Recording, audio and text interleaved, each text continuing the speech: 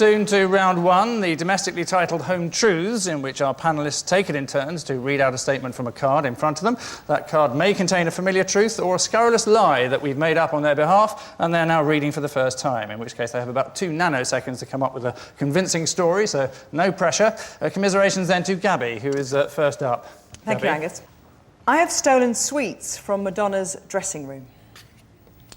Right. Well, I think the key is the context there. Why were you in the Madonna complex, moving from room to room in search of sugar?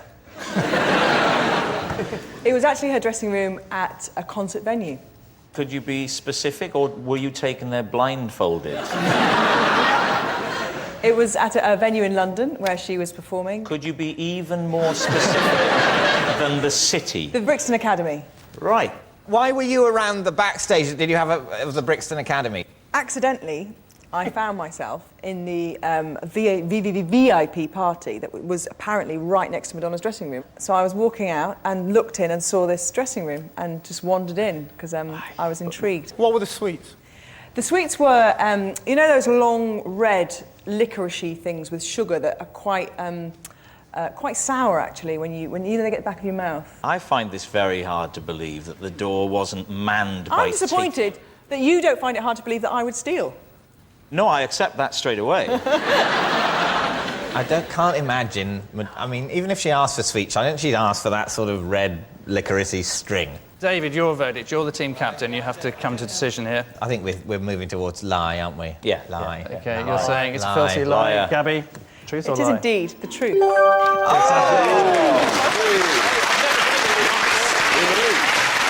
It is true, Gabby did steal sweets from Madonna's dressing room. Seems only fair. Madonna helped herself to a child from Malawi. Rob, your home truth, if you would. Right. I once simultaneously worked as both the DJ and the newsreader on local radio, using a different accent for each job. I really hope this is true. What were the 2 accents? When I was a DJ, I was younger, so I had kind of a higher voice, and I used to kind of talk a little bit like that and say, thanks very much. The newsreader, I would talk a bit more like that. So that's not the accent, that's just the tone. That's the tone, yeah, the pitch. Well, if you'd let me finish. I had a slightly Welsh tone to the newsreader, because I am Welsh, and I would sort of give it more of a sort of Anthony Hopkins, sort of, in other news coming in at the moment, there's been a horrific pile-up on the M4 motorway, ambulances are on their way there right now. I would just do it more slowly, give it a slight more Welsh lilt. Did you ever have any banter between yourselves? No, I never did, no. What was the station again? BBC Radio Wales. Was this a time of great cutbacks at BBC Radio Wales? Why couldn't they It's always afford... a time of great cutbacks at Radio Wales. They couldn't afford a newsreader. Are they very expensive, Kristen? Newsreaders? I mean... I love the idea of Christian doing that on television as well, just getting a wig on and running over to the weather. The first time it happened was sort of accident. It was when the newsreader didn't come in. It was a very early show. It was the 6:30 in the morning to 7:30. And the newsreader, one time, when there was snow, didn't come. And they said, will you read the news? And I did it for a laugh, did it in a different voice after the jingle, which is not what they were saying, and then just kind of stuck with it. Did you read the sport? No, there was a sports guy called David Cartwright. Interesting they didn't give him the news job. We've already established, Gabby, that you are little better than a thief. So, for you to sit there taking the moral high ground when I stepped in to save a colleague who'd got stuck and couldn't make it in, frankly, is a bit rich. And I expect more support from a team captain than I'm getting at the moment. I'm getting nothing from this fella who's sitting here reading my thoughts going, I wonder what he's thinking right now, I can't imagine. Where are you, big fella? Because frankly, David, now would be a good time to join in. I know it's harder and harder to get impressions on the television, but this isn't the place. I'm totally behind you. I would just like to publicly say how plausible I think everything that you've said is. It's exactly what I'd have done in your position. You know. So, Lee, you're going to have to come to a decision of some sort. I thought that was an assured performance, and I wish it were true, but I don't think it's true because that would be silly. Yeah. What do you think, Gabby? I think it's a lie. Robert, you I think it's a lie. OK, we think that's a lie. They're saying a lie. They are saying it's a lie, so fact, the truth, please. It's a lie. It is a lie, well done. Well deduced. It is a lie. Rob did not simultaneously work as the DJ and the newsreader on local radio. To be a local radio DJ, you have to have enthusiasm, poise, and the belief in your heart of hearts that Slough actually matters. Next up, it's Robert's turn to astonish us. My nickname at school was Mr. Custard. There you go. Your initial response. Why were you called Mr. Custard? Can I just check? You two didn't go to school together, did you? No, it's not quite carry that on. sick.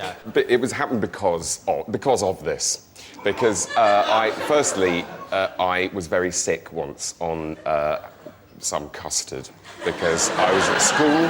On some custard? On some custard. Right. Well, the custard made me sick, but there was some custard left, so I suppose, yes, David, I was sick on some custard. You were sick custard on custard? Yes, exactly. Right. Custard He mixed... sees custard, he sicks custard on it. That Yeah. was the thing. That was the Mr. system. Custard. That was He'll the system. custardise It was any custard. custard. How old were you? I was 9-ish. Oh. Yeah. Right. How long did it stick? How long did it stick? Yes, the nickname. It was relatively Every easy. person in this room thought you meant the custard. Everybody. For a couple of years, and then I changed school, luckily. So, and then I cleverly didn't tell the new people. I sort of feel that people say children can be very cruel. And actually, wouldn't they focus more on the whole pukey, vomity element rather than the custom call you Mr. Sick or Mr. Puke, Mr. But if he was You as think so? charming at school as he is now, then I think they would focus on the custard. That's why I'm now coming around to believing his story. I'm both moved and delighted. I'm kind of with you on that it's not quite cruel enough as a nickname. So therefore, you're thinking... Therefore, I'm thinking lie. I would go with that. I'll go with the consensus and say lie. OK, team captain is saying it's a lie, so Robert, time to confess. It's a lie. It is a lie, well done. Very close, very close. And so we descend lead balloon-like into round two, the Ring of Truth, where I read out some extraordinary celebrity facts, and the panellists' mission, should they choose to accept it, is to establish the truth or otherwise of that fact. Lee's team have these words of wisdom to enjoy. Some games magnificent, some other not so good, and omelets, eggs. You haven't got any eggs at the moment. No eggs, no omelets. And depends of the quality of the eggs. In the supermarket you have eggs class 1, class 2, class 3. And some are more expensive than others, and some give you better omelets. So when the class 1 eggs, are in Waitrose and you cannot go there, you have a problem.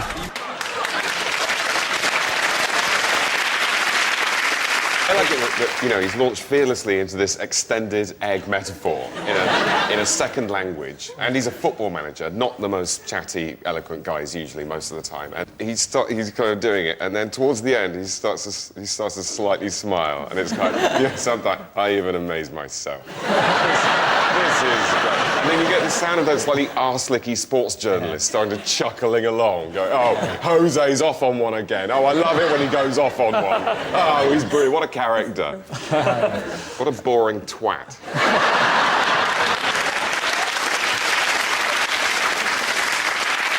OK, here is the related fact then.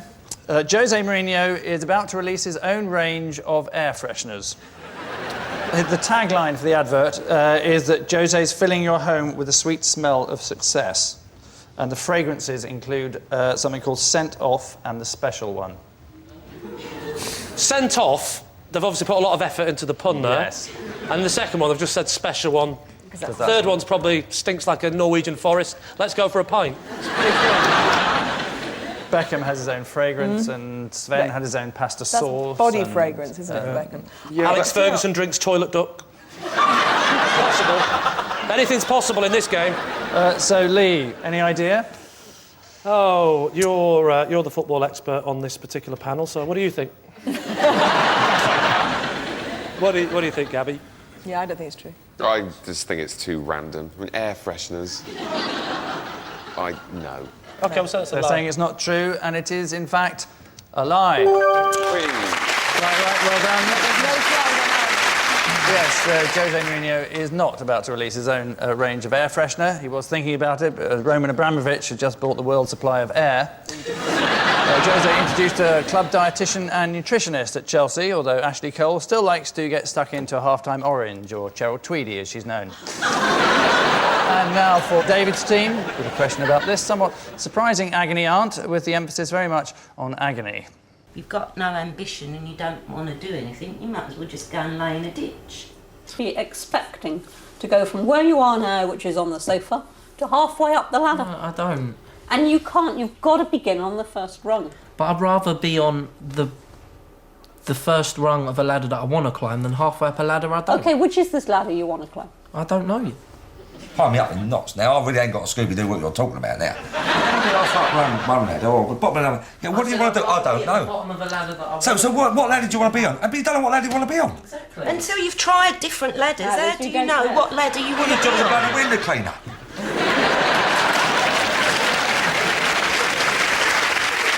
The slight flaw in that programme is the message that if you work really hard, you can end up like an insane woman with lopsided tits and a crash helmet hairdo. Here is your related fact. Anne Widdecombe relaxes by listening to an LP of lion and tiger noises from the jungle. Is that true, David's team? Well, I mean, definitely the possibility exists. I would sort of like to say, in defence of Anne Widdecombe, that the thing that's bad about her is all of her horrible views, not the fact that she's ugly. You know, is that the best thing we can say about this woman who's sort of voted against gay rights and horribly wanted to get into power and make us do horrible things? This evil person. And the only thing we can find to say about her is she doesn't look great. You know, it is a bit like insulting Hitler because you don't like his moustache length, isn't it? Right. Or his hairdo. Or his hairdo, exactly. Which David didn't want to mention the hairdo of it.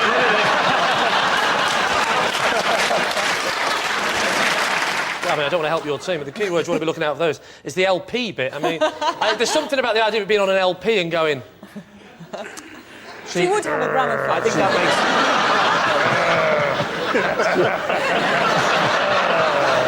makes... I think this is undoubtedly true. Are you going to overrule your teammates? I'm or not going to. go I with have them? absolutely no idea. Right. And Rob seems confident. I think it's a lie. I think it's a lie. You said it was... Your current view? I'm going towards a lie because I think the lion and the tiger bit is the thing that's sort of... If it was whale music or... OK, Wait, I think it's true. I'm going to go with what you think now. OK, it's a yes. It's a yes. It's a yes. Say no. Say no. Say no. I would say lie.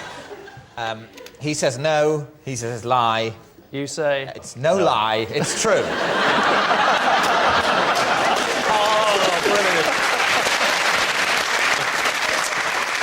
Which is the right answer?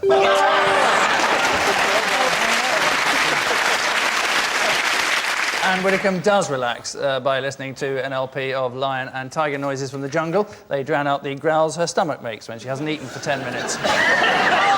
There's nothing like hearing the sound of lions' jaws crushing the skull of a screaming wildebeest to send you nodding off. And on track 5, side 2, she feeds them an asylum seeker. Our next round is the inadequately titled This Is My. Lee's team will each claim to have a connection with tonight's mystery guest, but only one of them will be telling the truth. It's then up to David's team to spot the saint amongst the sinners. So please welcome this week's special guest person, Viva.